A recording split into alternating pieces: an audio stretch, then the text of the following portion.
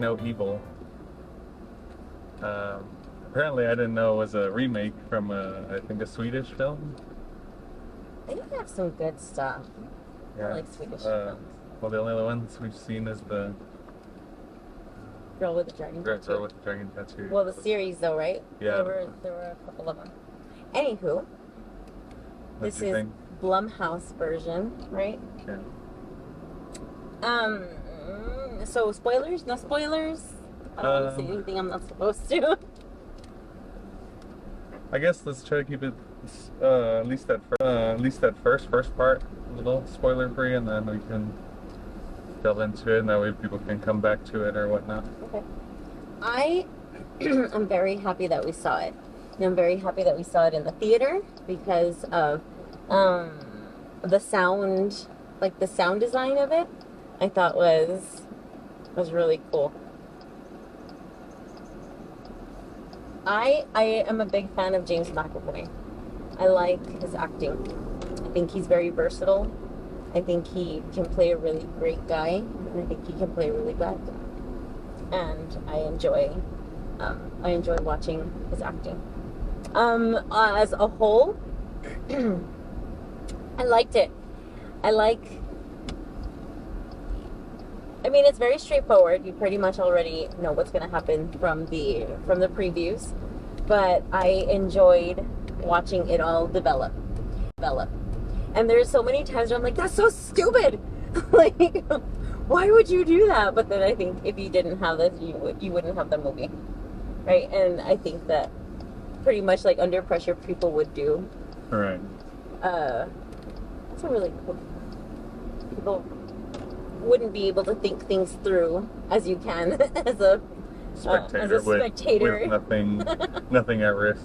Right. What about you? Did you like it? I freaking loved it. The writing is genius, huh? I think it's just almost, there was so much that, like, it's like a commentary on all our freaking whatever's going on right now. Like, first off, I love how he was the James McAvoy character was very in your face about stuff like just being honest with people, like it's okay to disagree. Like, they seemed, although they did seem a little like kind of crazy, for lack of a better term or whatever, but they wanted that honesty and like, don't be afraid to disagree. Like, it's okay, and I think that's become a problem now. Like, everyone's afraid to have a different opinion, and consequently too, like on the flip side, like everyone thinks like you're supposed to think the same also, which is also not good, I think. And I think a lot of times it was just so good, I guess, psychologically, like the commentary on how we think and act and how our behaviors and everything. And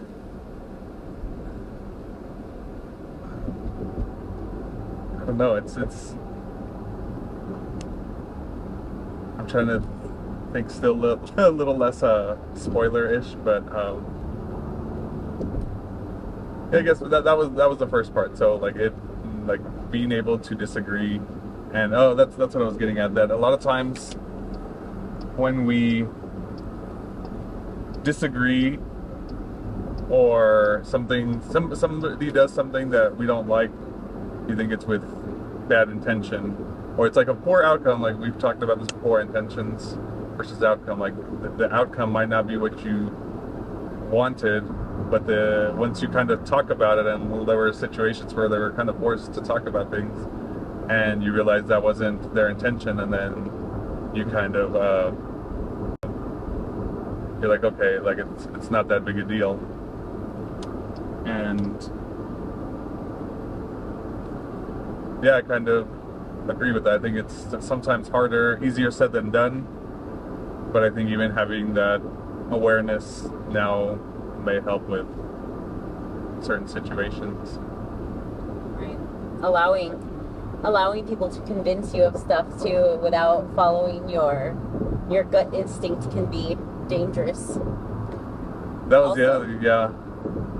That was my other thing is, I've always thought how, I've always thought of how, I think trust is one of the biggest, like, things.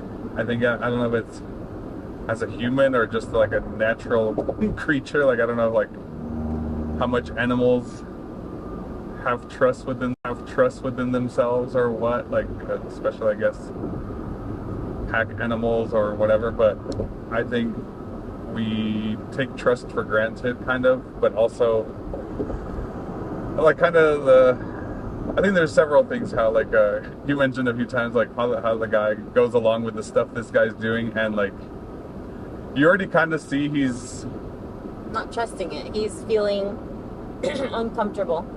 Yeah, a little off his, well, like the James McAvoy character's a little off his rocker or whatever, but every time they kind of talk about something, they kind of clear it up, and so you're like, it seems like he hasn't fully given you a reason not to trust him, and like he ends up clarifying, and then you kind of buy into it, and so especially if you were to distrust him like openly, like, and even though he wanted that honesty, like, it's not, I don't know, that would probably for sure set him off even more, and then now I don't know, it was that weird balance of like, you actually haven't given me a reason not to trust you, so why right, but it's like the human instinct in you, like your gut reaction of, oh shoot, that was weird, maybe I shouldn't, like, I don't totally agree with what's going on, but then the words mask it all, and you're like, oh, okay, so it's fine, like, it's fine, right, and then you just keep telling yourself it's fine when it truly isn't fine. Well, I don't know that either, because I think we see it as spectators because we see the whole story, but being just there, like. But have you ever spoken to a person that has that commanding of an energy? Yes.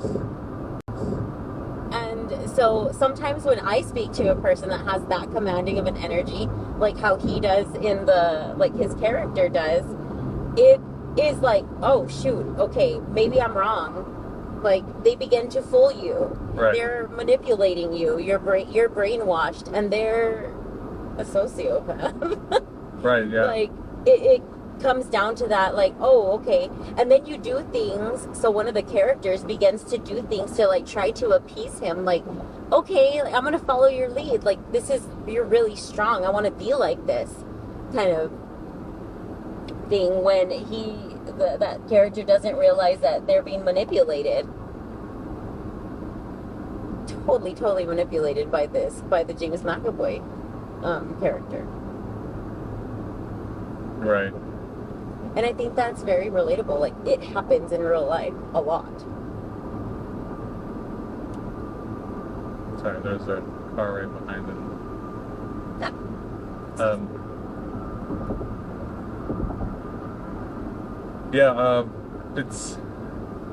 It was fascinating on, like I said, on the psychological level and also sociological level. I always see psychology as the study of how our brain works already, or like how we're going to behave in certain situations and whatever. But the sociological part, so like psychology seems already kind of very predetermined kind of deal. Like, this is typically the way humans or living creatures interact within certain things. But the sociological part was fascinating to me too, because it's like sociology is almost like the rules we've created for ourselves, and those are totally changeable. Like, we can change those, but sometimes we refuse to, or it's just out of, I don't know, again, tradition, or this is the way we've always done it, and it's like, why? This is one of those times where things have now gotten you in trouble, and we refuse to change things like this. So mostly like kind of how when they clear things up and then they kind of send an apology and then like they say it's okay, and I was like, no, I don't think you mean that's okay. Like I understand saying like I accept the apology, but I think saying it's okay is it sends a different signal. And I think it all came back in the end. Like I thought that was my favorite line in the movie, but I'll mention it a little later. But yeah,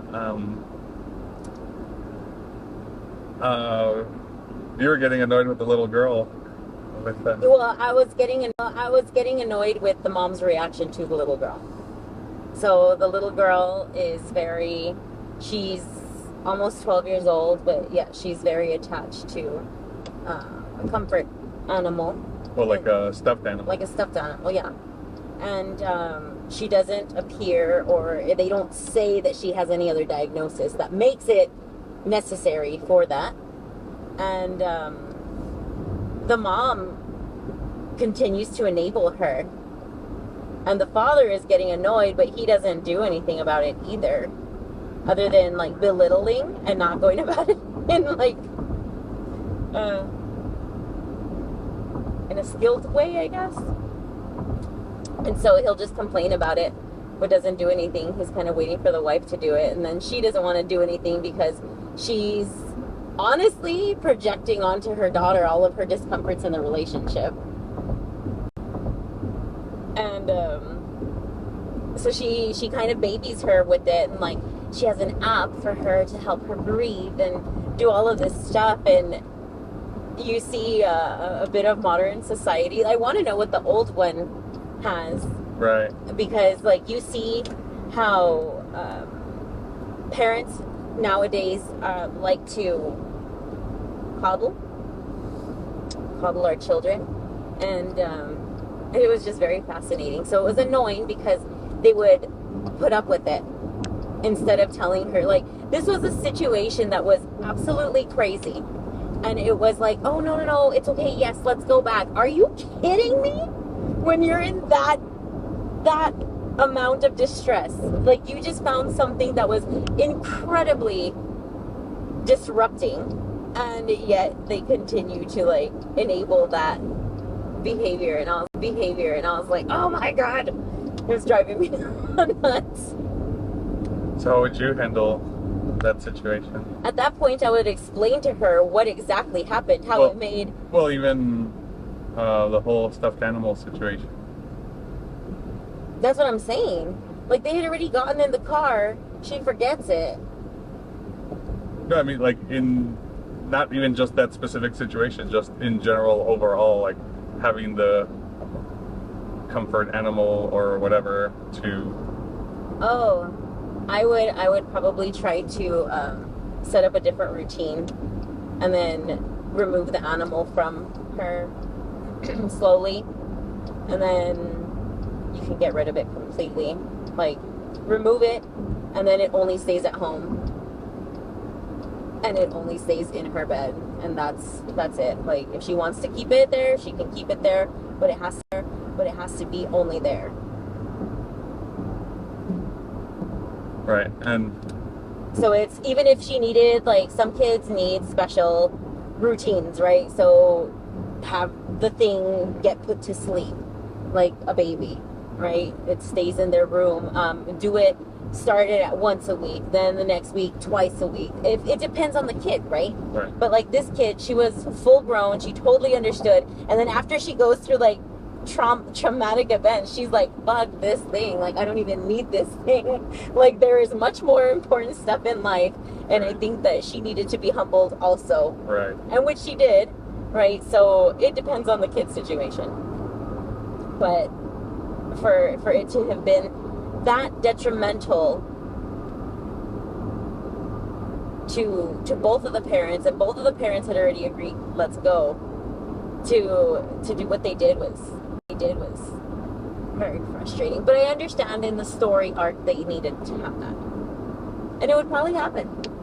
Oh yeah, for sure. Yeah, to me, I think I understand if we needed our kid to have something like that, but I think the difference is, at least from what I saw in the movie, is that they feel like this was the solution, and like once she has it, like she has it and it's done, and like I think, like you said, like it's. I guess I don't. Deeper. Yeah, I don't think it's. I think the way the movie made it seem is like it's a permanent solution, where I would see it as it's a temporary solution. Like the thing isn't to have this animal for the rest of her life. Like this is to kind of show you the way to how, like, or at least make it okay for now, but realize that it can be okay without it also, and slowly start, like you said, weaning off. And but well, like establishing independence and like actually coming into herself rather than right,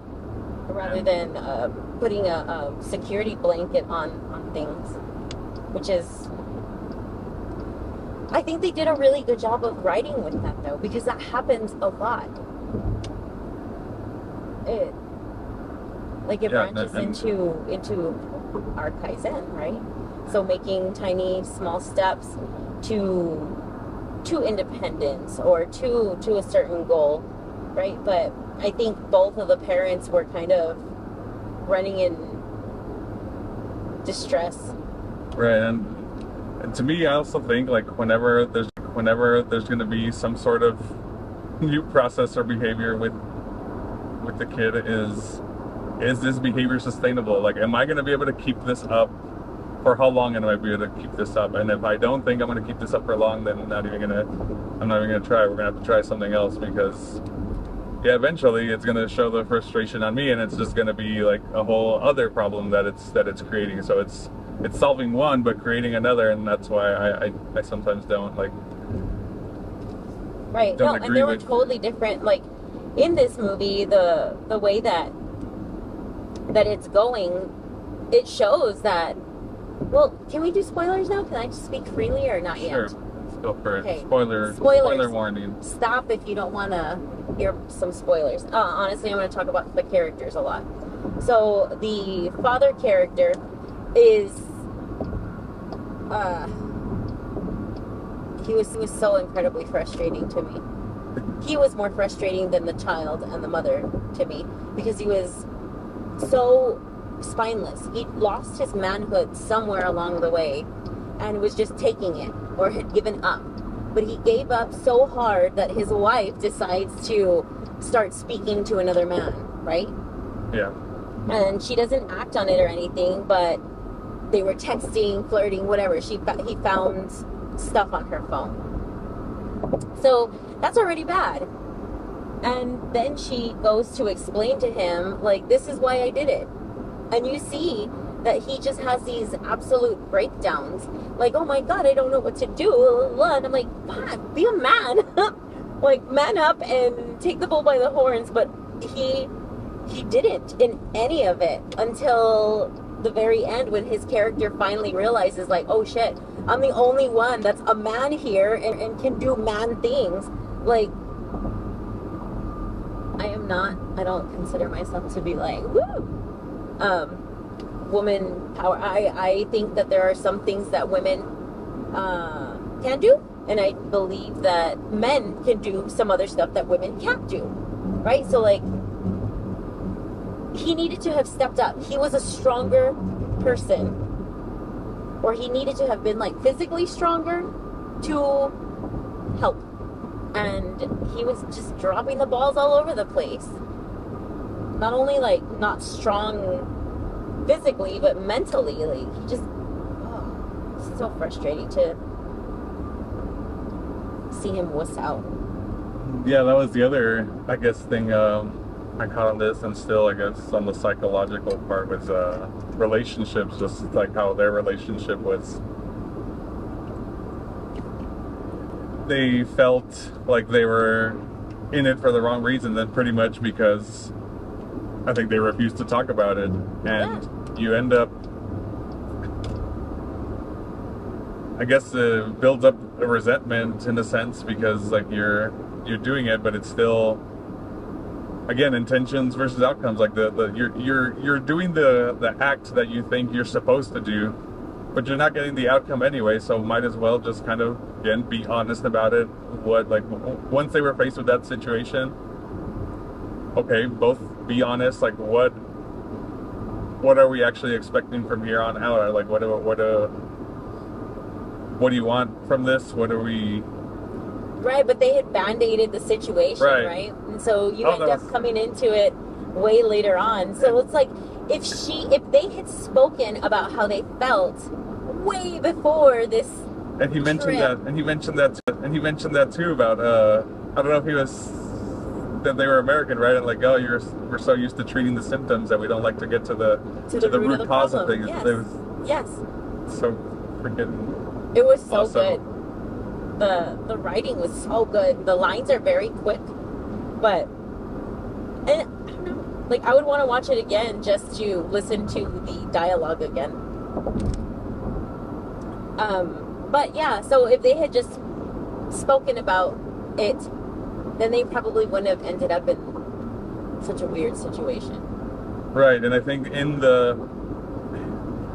that's, I understand this is the hard part. Like, another one of my kind of things I believe in, I guess, is like, don't ask questions you don't want the answer to. And I guess in situations like that, like, maybe you don't want the answer to it, and so you, again, put the band-aid and pretend everything's okay and keep going because you're not prepared for the answer. But I feel like it's a ticking time bomb anyway, so might as well just get it over with, figure out what it is, yes. And learn to accept the other person's answer, whether you like it or not. That's not part of it. Like, you're just wanting to get to the truth and what is it that we can realistically expect from here.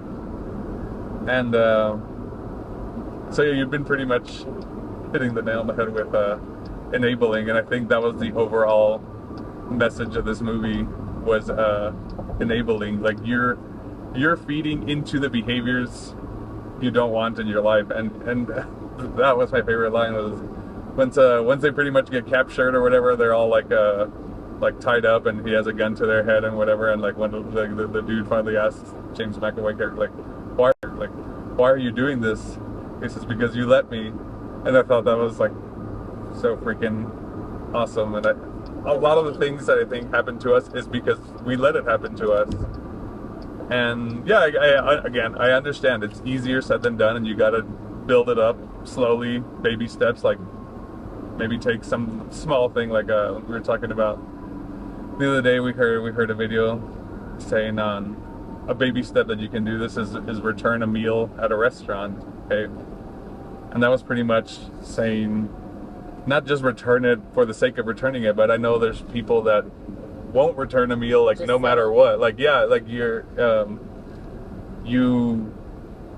paying for the meal.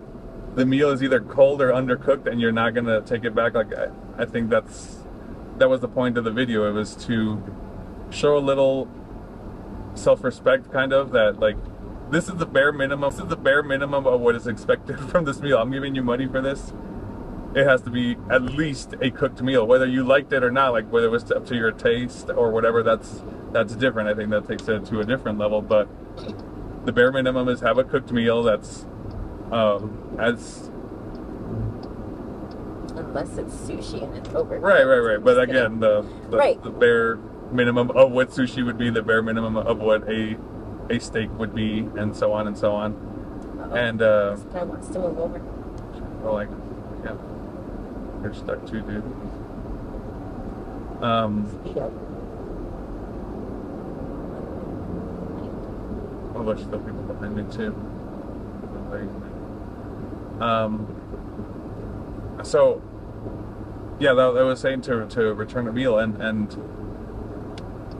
yeah, the comment section for that was kind of all over the place. Like, I'm not going to return a meal just to prove your point, or blah blah blah. And it's like, well, then you kind of miss the point, and you probably don't need the exercise if you're kind of in that situation. But anyways, that's kind of what I got from it, is that you're allowing things certain things to happen to you, and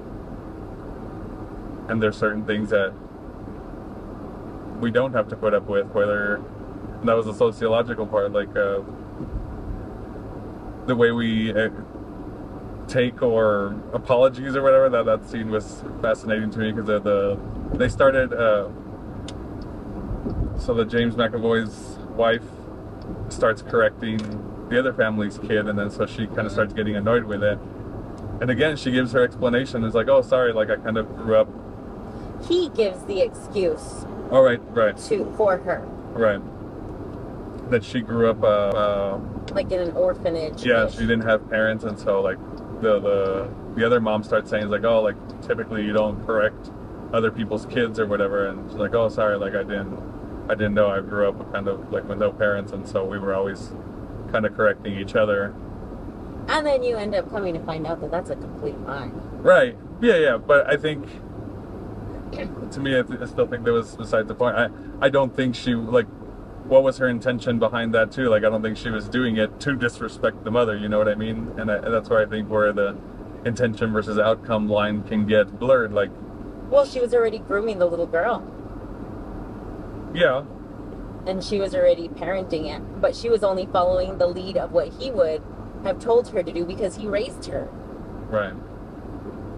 Which is insane. Oh my gosh. I really liked that. Ugh. It was really cringy actually. But I like that it was in there. And then he continues to make everybody else apologize. And yeah. What did you think of you seemed to get upset too when the wife confronted the other husband about like standing up to her but not to the other dude. Oh, I didn't get upset. I don't know how it did make me feel feelings, I guess. Yeah. But again, I think that was something that had needed to be addressed. Like it kind of pissed me off how passive aggressive the wife was, but I kind of think that she had already given up on that relationship. Right. She was just like, I don't give a like, you're not doing anything in this relationship. Like, he wasn't doing anything. He wouldn't satisfy her anymore. He was just a money box. And she had given up everything for him, thinking that that's what she was supposed to have done as a wife, I guess. And didn't tell him until the breaking point. And I was like, dang, lady, like, why didn't you tell him this? Like, hey, I'm uprooting my entire life. I'm uprooting my job, all of this stuff, the things that make me me, I have now given up for you, and you aren't doing anything. Right. And I was like, it was just... If that were to be something like between us, I would hate to hear like the thing after the fact. Like, I would try to bring up all these things, like, this is kind of what either I want or I need to happen. Like, if you're gonna come along or not, but I don't want to hear this later that like I did all this for you or whatever. And it's like, no, that's why I mentioned it early. This was your out. So if you wanted to come, this was your choice, not like something you're gonna throw back in my face later.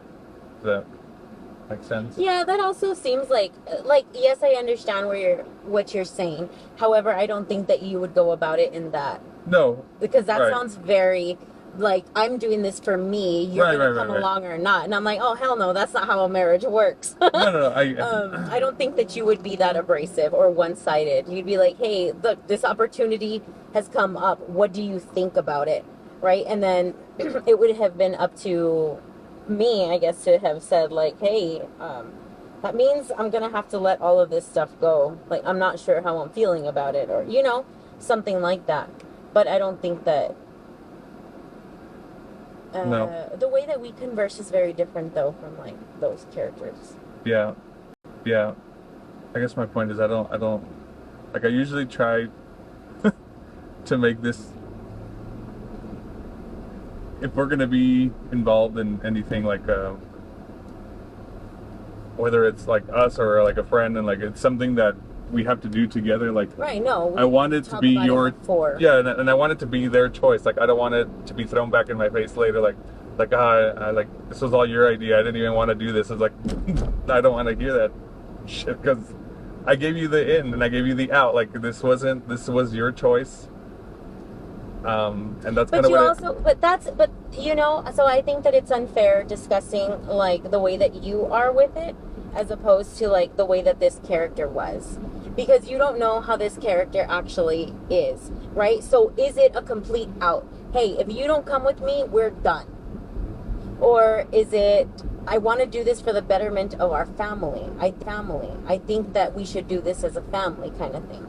Or was he trying to do this because he was trying to escape his reality of, I'm trying to get my wife away from this guy that was trying to F her? Maybe that's what are his motives and stuff, right? So you're putting yourself into this position, and I don't think that that's a good standpoint, honestly. Because I think that you're very different from the way that this character was. Does that make sense? I hadn't thought about him trying to get it away from. Either way, I guess there was still a lot of, I guess, unexpressed tension. But that happens a lot with people. Right. We have a very communicative relationship, right? Like, we always have, and I think that sets us apart. Like, people always ask us, like, how do you make this work? Well, we talk a lot, and even when we don't want to talk, we end up talking about it, and so it's very different. And in this movie, they did not have good communication skills. They definitely band-aided a whole lot of stuff in their relationship. They covered it up. She did a lot of this stuff out of guilt because of what she had done to him, like how she was cheating on him. So she felt, you know what? I have to make this relationship work. I'm going to do whatever I have to. And she gave in, and she sacrificed herself for the quote-unquote betterment of their relationship, just putting a little band-aid on it. Right. A big band-aid, actually. And it was gross. I really was grossed out by their relationship. That was like, even at the beginning, and then they even get like a room, and he obviously wants to be intimate, and the little girl comes into play, and she's like, "Can I sleep with you?" And the mom just immediately, yes, because she wants nothing to do with the husband. And so it's like, I like the movie because it was a whole lot of psychoanalyzing, you know, with these people and their intentions. And these characters were so beautifully complex. Right. That it was fun. It was like, they were very polar opposite. And sometimes, like, well, we recently heard something too that we've been kind of taking into account, and it was someone with Neil deGrasse Tyson, an astrophysicist, and saying how they kind of don't believe in free will, because a lot of times, like, they believe kind of in like cause and effect, and so whatever came before like an event is kind of what caused it. And then so he's applying that kind of to psychology or human behaviors. Is like, you're doing something because something in your past kind of molded you this way, and then something, the way you acted then, or the way people acted that molded you, acted in a way also. So it's like, again, very non free will. Like, you're pretty much just following a sequence of patterns that people do, or the way you're molded. And that's why, like, sometimes behaviors can be predictable in that way. And sometimes I think, like in this, it seemed very almost like in our culture, maybe like a Trump supporter family versus a non-Trump supporter family. And like, I think there are some things like maybe we can get in common, like maybe we're trying to get towards the same thing, but we have just different ways of going about it. And I think a lot of times it's just about... Ooh, the way we wanted to get done rather the actual end. That was product. actually in an interview of, it was actually an interview of Kennedy and Nixon. And they were both, I don't know if it was a debate or an interview, but they're both talking. And Nixon ends up saying, he's like, we both have the same end result that we want, except we're both going to go about it in different ways. So you guys make your choice. Right. Of, is it this way or that way? And, yeah. And I guess final point is that, like, so to me, if you're getting the result anyways, like, not necessarily why does it matter which way we're getting it, but like, know that people's intention is probably still there. Like, we all kind of want the same thing, and it may not be your way, but maybe give it a shot, I guess. No, I think. I don't know. I mean, it depends on the way also, because yes, you're going to end up with the same result, but are you going to end up with like you were just saying about a person being influenced a certain way, or you going through a certain thing, like, are you going to end up with some kind of trauma that's going to end up messing you up and changing your decision making skills? True. You know, so like, I mean, you're molded into a different mindset. So, right. You know, how would you? And I guess also too, one thing we've talked about is decision making. Like you're, a lot of people end up just being crippled by indecision, because now, like, you're overwhelmed by, like, by this, like, oh, if I do this, I'm going to cause trauma this way, and if I do this way, then I'm going to cause trauma this way. And it's like, one thing I heard about, like, decision making is, like, you that's part of it. Like, you have to pick one, and by picking one, you're negating all your other options. You're saying this is the best option, and, like, yeah, there's no other way around it. Like, there's no shortcut. Sometimes there's no best of both worlds, and if there was, then people wouldn't have problems making decisions. It would be easy to make decisions, but you have to be able to do it and be okay with the consequences. And yeah, sometimes the consequences may suck, but I guess that's where the learning part comes in. Like, all right, well, I won't do that again. Yeah, like, even like you started, even these guys, you started noticing their change in behaviors later. Like, all right, I probably won't do that again. Like the little girl with her bunny. Like, the bunny doesn't matter. Like, oh yeah, no, and the bunny's all like screwed up, and she's like, oh. She learned her lesson. So, I don't know. It was also very childlike, also, because at the very, very end, she passes the bunny. But I guess. And that was kind of metaphoric, right? Like, oh, I'm passing on the torch. Like, here, now my bunny is going to help you with your problems, because I don't have as many problems as I thought I did. Right. It could be that, but it's also still like a coddling of that one kid. Like, she could be like, no, you don't need this, and throw it out the window. True. You know, so I think that was a really interesting direction to take it. It was good. Yeah. Good. Yeah. Dang it. I really liked it. Like, during the whole thing, I was like, oh, man. And then now that I'm thinking about it, or like on our ride, I'm like, oh, that's so good. Because of the arc. Like, the way that it plays out. And I don't know. I think that we can learn from that movie, actually. There's a whole lot of little things that the McAvoy character, even though he's really very strong, I also thought it was, like, the casting of it was so good, appropriate, because, like, you have this scrawny little man, and then you have this big, strong, and he probably is like, oh man, I want to be like that kind of thing, you know? Yeah. Or I'm going to be a man, and he looks like a man, and then this other one's like this, like, he looks like the one from, what is it called? What was he from? He was from something else, but I can't remember what he was from. But he reminds me of the character in Inside Out. The little one, Fear. the one that's Oh always yeah, scared. yeah, yeah, yeah. And that's kind of how he is. He's kind of like, oh, you know, oh, what a pretty tree. Sorry, there goes my ADD. ADHD. And so, and then this lady is like towering over her husband, right? Like, she's the pants in the family, kind of.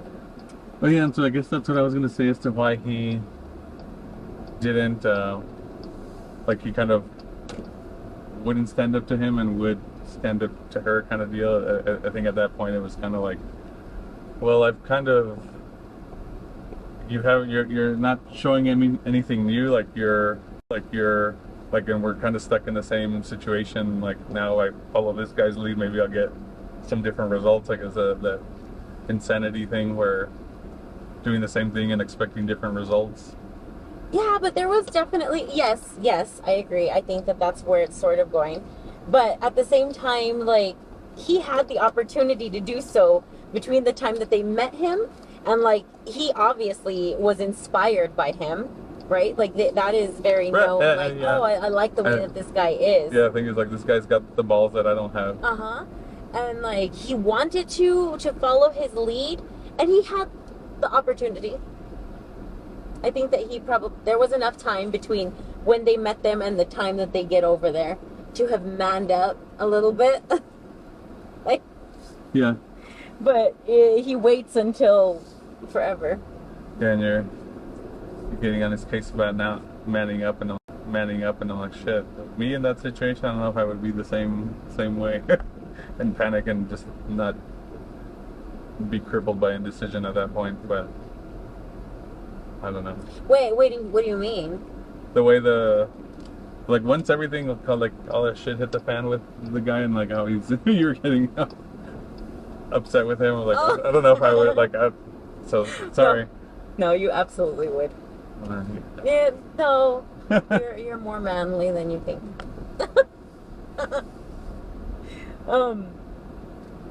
I really liked, there were some really strong points to her character, and I was like, wow, way to like stand up for yourself, girl. I liked it when she was trying to, she knew that her strength wasn't going to be enough, so she played smart, and I liked that. And I'm not like going into too much detail because I don't want to screw it up, right? But it was very enjoyable, and like I said, I would totally want to watch it like in the theater. I think that was a really cool move of us too. I like those decorations. A good move to watch it in the theater because of the sound. The sound design was fun. All right.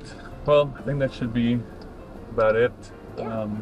Check it out. Definitely recommend watching it. I think it's one of my new favorite movies, but there are holes in different stuff, people, so like, yeah, but that's not the point of the movie. That's not the point of the movie.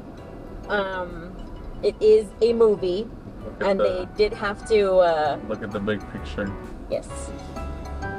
All right. All right. Till next time. Bye. Bye.